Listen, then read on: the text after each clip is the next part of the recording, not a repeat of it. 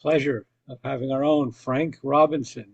He's a graduate of NYU Law School and served at the New York Public Service Commission as staff counsel and then administrative law judge for 20 years.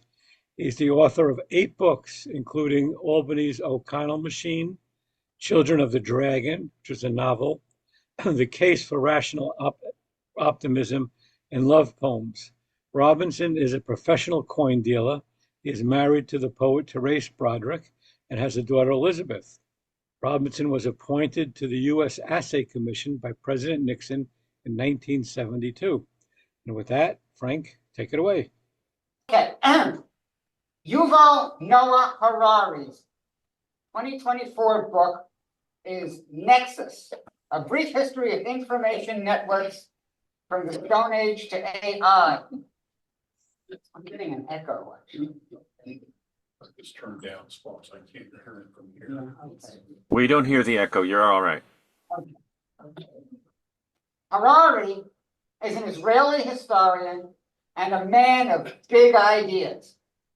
One from his 2016 book, Homo Deus, is that history is not mainly about humans, but information.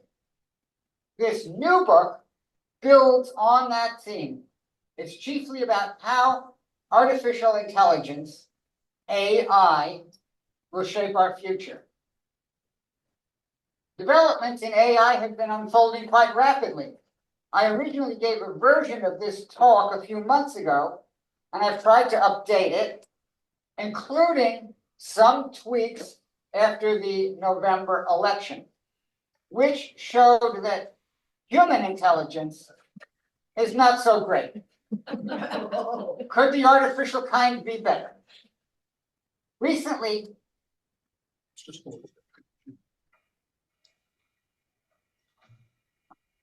We can see that. okay. Recently, I read in The Economist magazine that AI is the most momentous technological development since humanity mastered fire. Admittedly, that was a humorous essay. But let me quote from their actual review of this book. Quote, Harari's writing is confident, wide-ranging, and spiced with humor.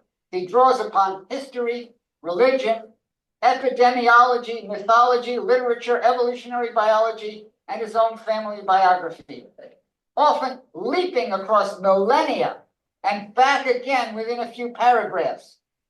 Some readers will find this invigorating, others may experience whiplash. Now, it's important to be clear on what information and AI are and are not. Harari uses the word information somewhat differently from our common understanding, rather as bits and bytes, not necessarily corresponding to any worldly things or any actual facts. An AI is a computer program trained on a vast amount of information, usually gathered from the internet, from which it extracts patterns, which it uses in carrying out tasks. Thus, for example, it gets good at diagnosing X-rays. And I recently read about an AI program that can diagnose psychiatric and mental disorders with 95% accuracy, just from how people talk. Not their words, but how they say them, the intonations and speech patterns, undetectable by human doctors. AI can also write stuff. Its process actually comes down to just guessing each next appropriate word in a text sequence. As a writer myself, that's kind of how I write. And AI can write whole books that way, in minutes. Amazon found it necessary to impose a limit on how many books someone can post per day. And you can now get certification from the Authors Guild that a book was human written. Now, how good are these AI written books? Well, I don't exactly foresee a Nobel Prize in literature. In case you might wonder, this talk was not written by an AI. However, I thought it would be cool to insert here at least a brief summary of Harari's book that was written by an AI. So I went to ChatGPT and asked for that. And it replied, I kid you not, quote, there is no book by Harari titled Nexus. And here I thought my books were invisible. So that AI at least is not a know-it-all. And importantly, while an AI might seem to have understanding, it's in fact just a simulation of understanding. It is not thinking as we humans think of thinking. Or at least that's what I said before. Now we have the new Chinese AI entitled DeepSeek, which we're told talks with itself before answering a query. That sounds a lot like thinking. Meantime, DeepSeek seems to be an AI with Chinese characteristics. Ask something about Taiwan. It started giving a straightforward factual answer, but then actually erased it and said, let's talk about something else. Now, the next leap for AI would be consciousness, having a sense of self like we do. A big leap indeed. Probably still quite a ways off. But a good question is, if that line is crossed, how could we tell? How could we be sure? AI has already long since passed the Turing test. However, let me suggest something. An AI might seem to act as though it is conscious. But where does that consciousness go when you turn off the app? Does it linger somewhere, somehow in the circuits? Does it dream like we do when sleeping? If not, then a fundamental characteristic of consciousness seems missing. Or do we have here a consciousness of a different sort? Back to Harari's book. It actually hardly mentions the notion of an AI becoming conscious, nor does it really discuss artificial superintelligence. Futurist Ray Kurzweil has written of AI itself taking over further developments in the field, finding ways to improve itself without human involvement, thus taking off with its smarts increasing exponentially, a point which Kurzweil called the singularity, when everything changes. But all of that is outside the purview of Harari's book, which addresses what we already know and see in the realm of AI. And this is actually a very political book, greatly concerned with AI's implications for the future of democratic societies as against more top-down authoritarian modes of social organization. And it's assumed the former is better for human flourishing. Harari relates that in the 19th century, control of steam power, railroads, steamships, and other industrial technology meant ruling the world, giving us an era of colonialism. Now he foresees data colonialism, with control of data ruling the world, and AI being more powerful than those previous kinds of technology. A guiding metaphor is Goethe's cautionary tale, The Sorcerer's Apprentice, played by Mickey Mouse in the Disney movie Fantasia. The young magician's assistant is tasked with fetching water. And being a little smartass, he gives that job to an enchanted broomstick, which, alas, doesn't know when to stop. And the apprentice doesn't know how to stop it either. Result, blood. Harari states the lesson. Quote, never summon powers you cannot control. Yet that's a tendency we unfortunately have, setting in motion powerful forces with unintended consequences. Something Harari says actually began with religion. Summoning potent spirits, quote, supposed to bring love and joy, but sometimes flooding the world with blood. And we're predisposed to use that power unwisely too often negligently entrusting it to the wrong people. Quote, most Germans in 1933, for example, Harari says, were not psychopaths, nor, one might add, were most Americans in 2024. I'm reminded of the line from Marx that history repeats first as tragedy, then as farce. Harari thinks that this is all really an information problem.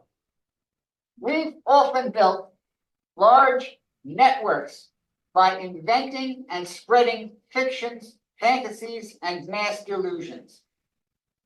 Thus, we did get Nazism and Stalinism. Quote, exceptionally powerful networks held together by exceptionally deluded ideas. As George Orwell famously put it, ignorance is strength. And while Hitler and Soviet communism ultimately failed, Harari fears some new totalitarian regime better able to put across its lies and fictions. A threat coming not from Russia, China, or even a post-democratic United States, but from, yes, an AI-based regime.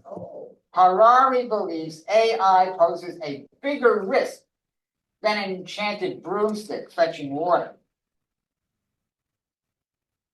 The book posits that our first information technology was the story. And it's important that humans don't act just from materialist self-interest. Stories engage emotions, regardless of truth or falsity. If anything, a false story can have the advantage of simplicity, while truth can be complicated and discomforting.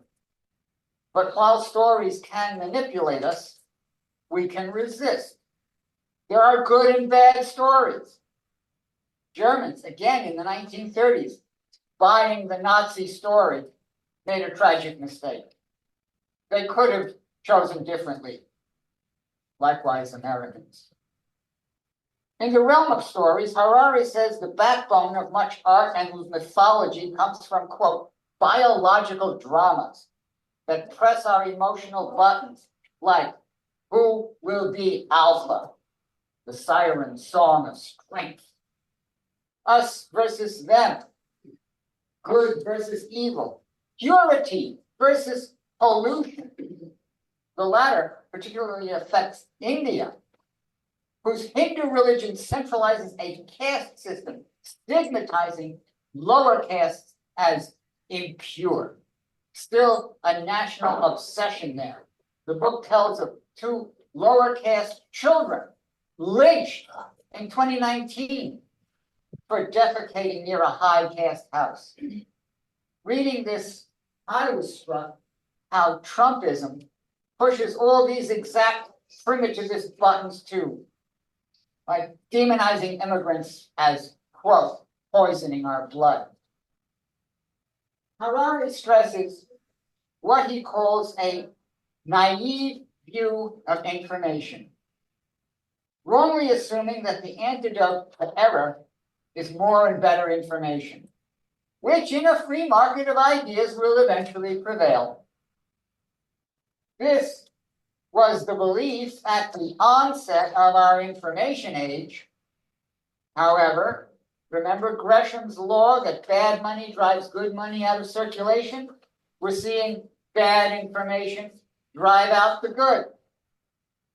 In this connection, Harari cites the witch hunting hysteria, circa 1500 to 1700, in which great numbers were tortured and horribly killed because Europe was flooded with information about a vast satanic witching conspiracy.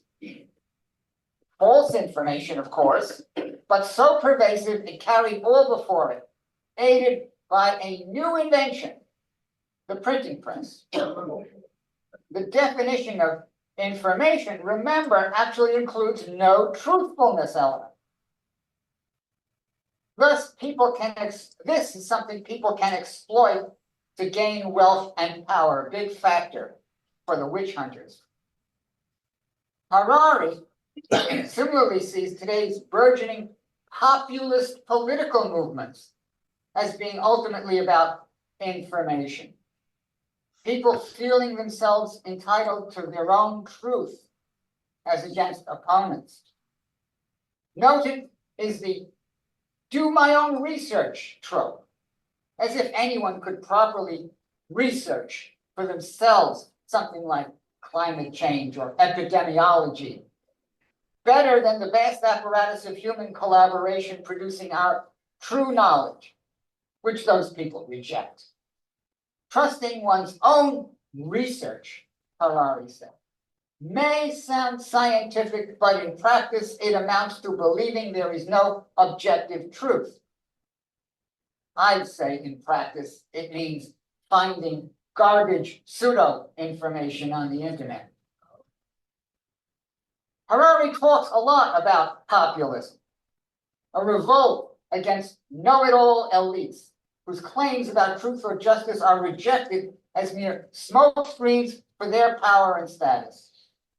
While, of course, populism's own demagogues more obviously lie for power, many people cynical toward conventional information sources weirdly trust ones like the Bible, dodgy websites, or a Trump.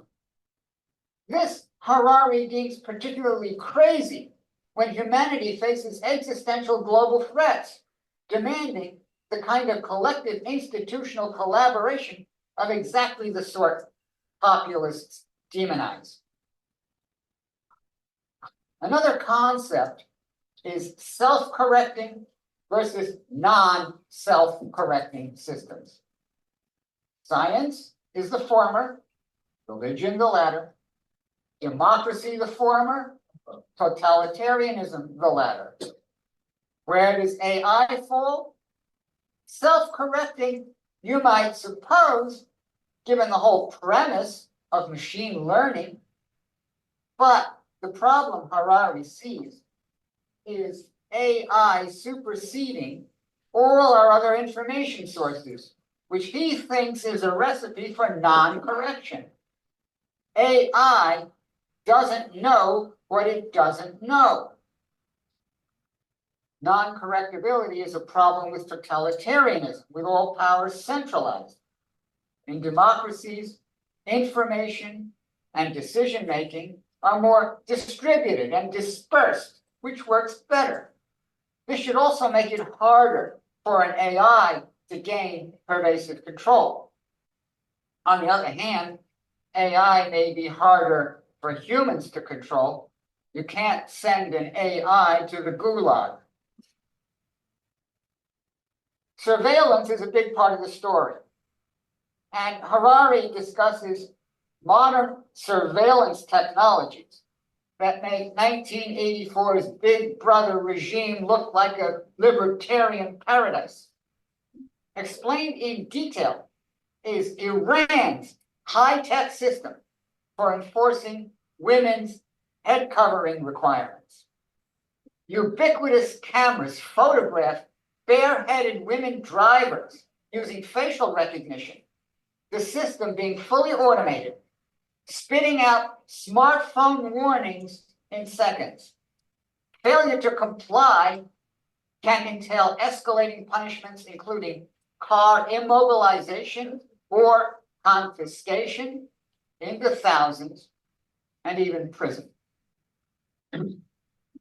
Along such lines, Harari foresees populations being governed by a, quote, social credit system, wherein algorithms pervasively monitor our behavior and rate us for conformity to specified norms. Does that sound far-fetched? Well, China already deploys just such a system, penalizing troublemakers and politically errant people in a host of ways. Information is also crucially important to democracy. People can't debate and reach decisions with no knowledge of what's going on. That indeed is why broad-scale democracy is only a modern development. In the Roman Empire, for example, there was no such thing as education for most people, or news, not even TikTok. So citizens were almost totally ignorant about the wider world around them. Today, we are inundated with such information, but there's a huge problem. The algorithms governing platforms like Facebook or YouTube are engineered to attract the most eyeballs for the most hours. That tends to mean content pressing people's buttons, getting their juices going. So that's what the platforms push at users, with screaming nonsense, thus crowding out moderate, rational discourse, like you find on my blog. Thus, I'm no influencer. The result is political radicalization, as with QAnon's pedophile satanic conspiracy and the pet-eating Haitian immigrants. A classic case Harari details was Myanmar's murderous pogrom against, okay? I want you to rest on top of your head a lot. Okay. It's a lovely top of the head. Okay. Okay. Myanmar's murderous pogrom against its Rohingya ethnic minority, which was inflamed by a Facebook that actively promoted extremist voices. For the platforms, this is all about maximizing advertising revenue. Facebook, for one, kicks back part of that money to content providers, thus literally paying people to create lies and screeds that drive engagement, incentivizing the worst of the worst, compounded by Facebook also helping them by actively pushing such content at viewers. And why do people fall for this stuff? Don't they know crap when they see it? Too many do not. I keep saying that people need a foundational background knowledge and understanding of how the world really is, something now woefully lacking. We're already far along toward the syndrome Harari fears, with smartphones feeding us so much nonsense that it's hollowed out the brains of people who at one time got their picture of the world from the likes of Walter Cronkite and newspapers. That's over. And those who can't otherwise make sense of the world are easy prey for conspiracy theories like QAnon, explaining things in simplistic ways they do find understandable. And for demagogues, one concept that might seem to make sense to many people is a strongman, a big factor in the Trump cult. Now, there is a free speech issue here. I'm all for free speech, I assure you. Facebook's January announcement largely removing fact-checking has been seen as a victory for free speech, or as caving to the right-wingers who had accused Facebook of suppressing their free speech. The problem is Facebook's algorithms actively promoting inflammatory content. You do have a right to say whatever you like, but not a right to an audience. So we may be getting more open debate, but also more bad stuff. We've seen how nefarious forces tried to mess with our election. And whereas previously bots would spread content initially devised by humans, now AI creates the content better, making it diabolically seductive. Harari cites a study wherein people proved pretty good at recognizing the falsity of human-produced disinformation, but fell for craftier AI-generated stuff. Now, a key basis for social order is what's called social trust. It's the belief that all the institutions and structures of society can be relied upon to work more or less properly, giving us some basic security. But that kind of trust has been eroding. Polls show declines in those saying they trust other people. A partial cause may be less face-to-face social interaction due to smartphones. It's not actually that people are becoming less trustworthy.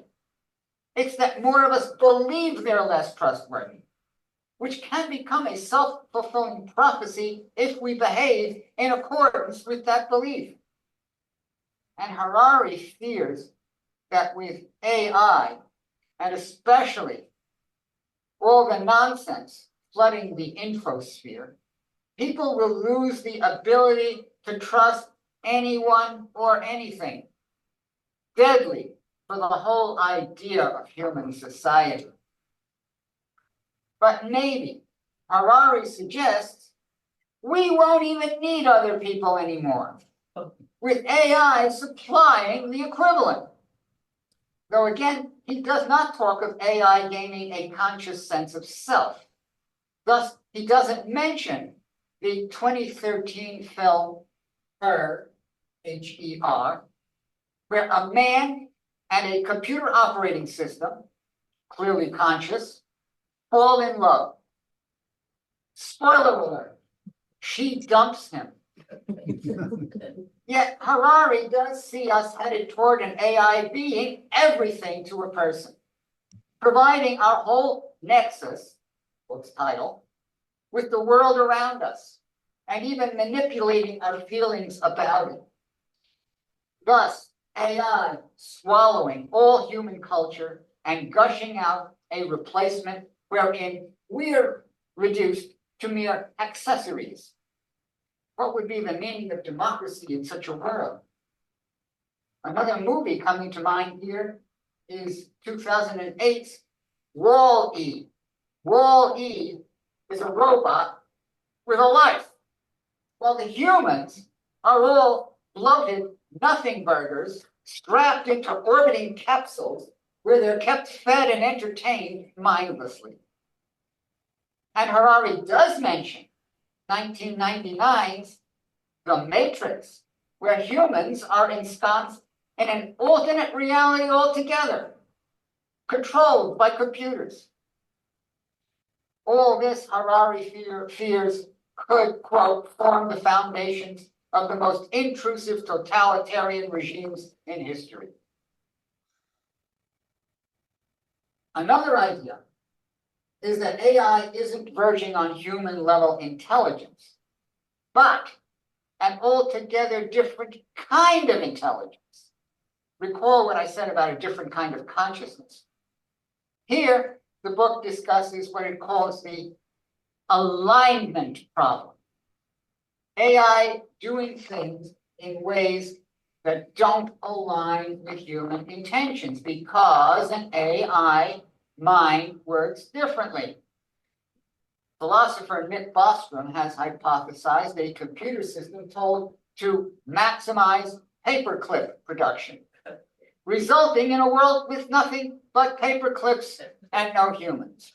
Again, the sorcerer's apprentice problem.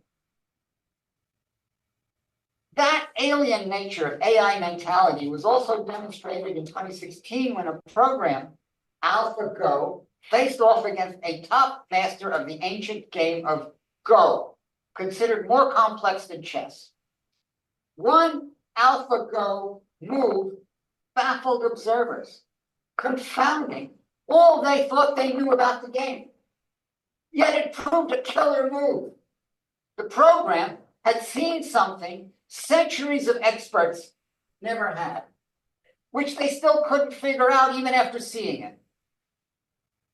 This kind of problem was considered serious by OpenAI, the developer of the ChatGPT AI system. So they gave it a test to crack a CAPTCHA, like a bunch of squirrely letters, that humans can decipher, but computers struggle with. Well, the AI could not solve the puzzle. But that was not the end of the story. GPT next went to the TaskRabbit website to engage a human to solve the CAPTCHA for it. The human was suspicious and asked, "Are you a robot?" GPT said, no, claiming a visual impairment impeding its solving the puzzle. So the human then complied with the request. Oh my. As Harari notes, that kind of weaselly behavior was never envisioned by those who programmed GPT. But given the goal of overcoming the CAPTCHA, it figured out a way. Harari does observe that the word goal here is problematical, implying a desire to achieve something. GPT had no desire. That's an emotion. But still, its whole ethos is to achieve objectives. By any means necessary, be afraid. Meantime, while Harari talks in terms of global AI tyranny, today's world seems increasingly divided between the Western sphere, more or less democratic, and autocracies with China preeminent, exacerbated by each side exploiting AI. Furthermore, whereas in the Cold War, mutually assured destruction prevented nuclear conflict, stealthy cyber war may be very different. And yet, with perhaps weird optimism, Harari expresses hope for global cooperation, even while suggesting that maybe the world is really governed by the law of the jungle, whose alpha predator could be AI. A final point. There is a very different possible perspective on the book's entire future concern, which it strangely does not consider. In the book, it's all about humans on the one hand, and on the other, computers and AI. But what is a human? We're accustomed to thinking of ourselves as strictly biological entities, in clear distinction from everything mechanistic. Yet that distinction is already breaking down with all the ways we've been using technology to repair and even supplant and enhance parts of ourselves. There was a seminal landmark 2013 Humanist Magazine article titled "The Human Future, Upgrade or Replacement," written by the great scholar philosopher Frank S. Robinson, foreseeing not some conflict between us and machines, but rather a convergence, a continued blurring of the dividing line, with our biological aspects receding in favor of a larger mechanistic component. Eventually, we could evolve beyond our biological limitations. Yet, we should still have basically the kinds of minds we're accustomed to as humans. Only indeed better. And those minds are the essence of the thing. Perhaps those future beings won't be called humans anymore, or maybe humanity 2.0. But they'll still be our children, still be us. That's my talk, but I have a postscript. My wife being a poet, I've always written her poems for occasions like birthdays.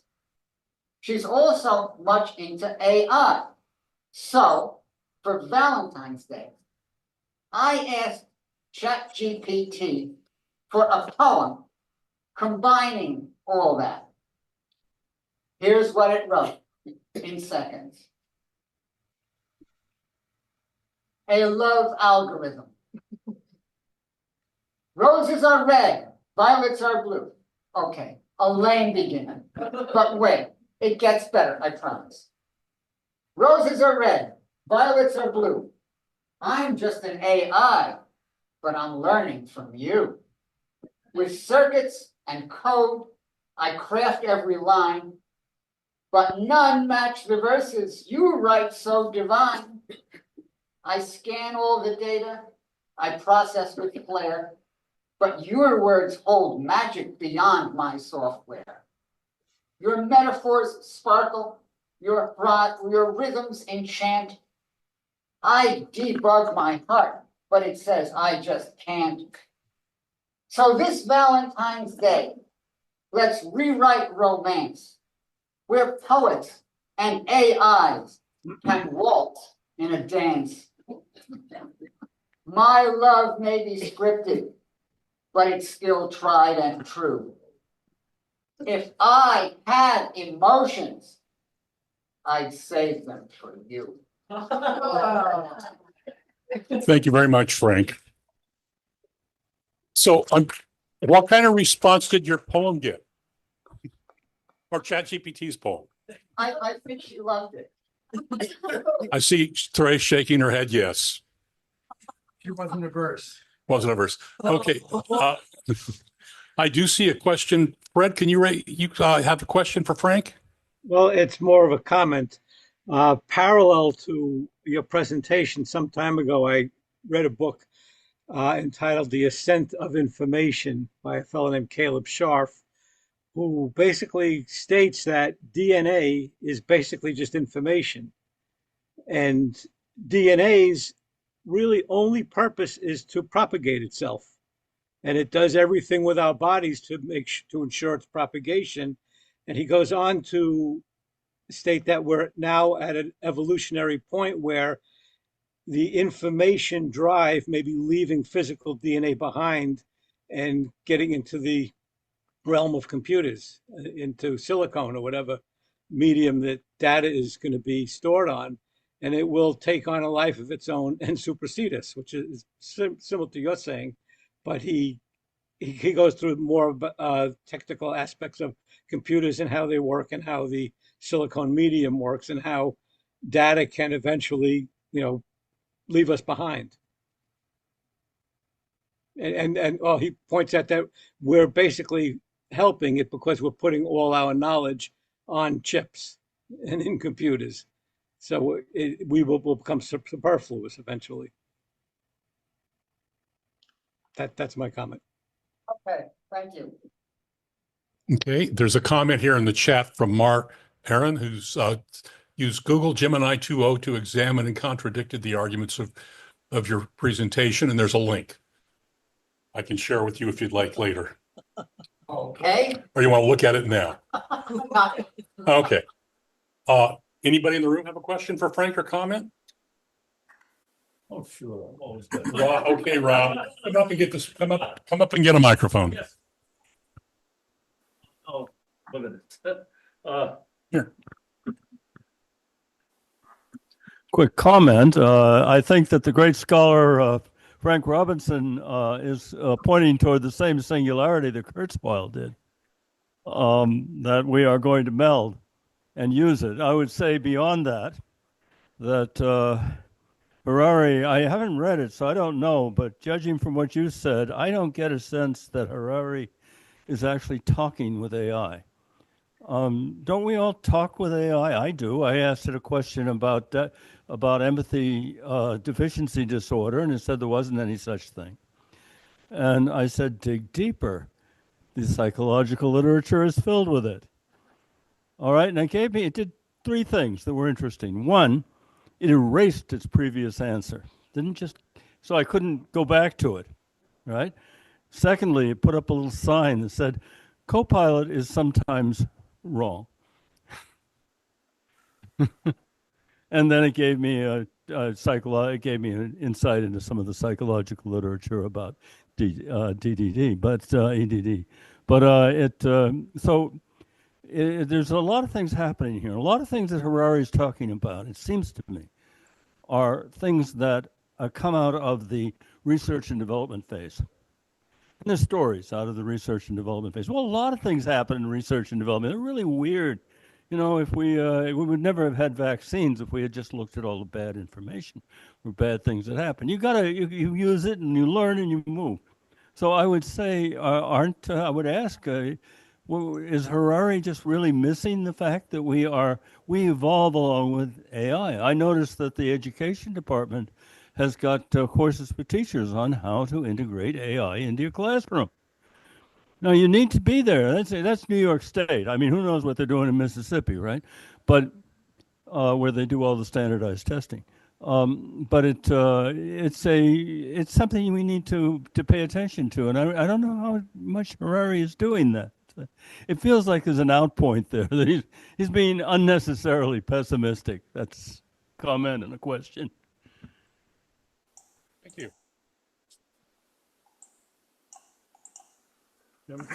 Anybody else have a comment or question? Yes, the race, or the immortalized poet.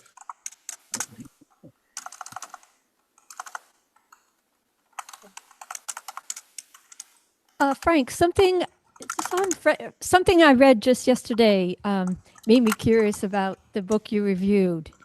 What I read yesterday was that the authors, because I read a lot about AI and writing and authors and publishing and ghostwriters and all of that. A lot of writers and writing organizations are pushing back against AI-generated books, novels, stories, etc. And there's a large resistance growing among writers. However, there's an alternate movement resisting that. And the movement is coming from people who are differently abled or who rely on technology to give them equality with other students and other professionals. So I was wondering, does his book at all talk about the counter resistance from differently abled individuals? Not at all. But what you allude to is certainly a very important broader point. Can't hear you. And that is the way. Frank, pull your mic up to your mouth. The mic. Oh, the ways in which AI can help all sorts of people do all sorts of things. And certainly in the case of people who have disabilities of one kind or another, there are now ever more resources for them to bring them up to speed with the rest of us. Anybody else have a question or comment? Good. Harry, come on up and take the mic. That's no room next door. They're playing bingo. Close the door. It is. Hi, I'm Harry, and Frank, thank you for your talk. Very interesting as usual. Harari seems to be very pessimistic about the future in many ways, about which direction mankind is moving to, or humankind is moving to. My question is, given the fact that for 1,000,000 years, man's greatest enemy was not the saber-toothed tiger, which killed, ate, and went away, but fellow man, which eliminated, exterminated, annihilated, and enslaved. Given that fact, and given the fact that the two greatest powers today are also the two superpowers in AI, America and China, and given that just last week the Chinese ambassador said in Washington that China is ready to go to any type of war with America, how long before we as humans misuse this new technology, weaponize it, like every technology has been weaponized so far? And given the fact that all wars in history have been tribal wars, except perhaps the American Civil War, where is humankind progressing? And is there any scope for optimism in the direction we are going, or are we going to go what Harari says? Thank you. Well, first of all, in terms of weaponizing AI, we're certainly seeing that. Certainly in Ukraine, AI is playing a very big role on the battlefield. And in fact, the United States just the other day, the decision to stop intelligence cooperation with Ukraine is really a crippling thing for them, because we were sharing a lot of AI type capabilities before, and now we're not. But the broader question is, why does a country like Russia feel that there is anything to be gained by invading Ukraine? And look at China seems dead set upon invading Taiwan, which is just absolutely crazy from any sensible point of view. What China would gain from that, impossible to. It just makes no sense at all to me. And yet this proclivity within human society remains, and I find it very difficult to comprehend why. Anybody else have any comments or questions? Frank, you've dazzled us.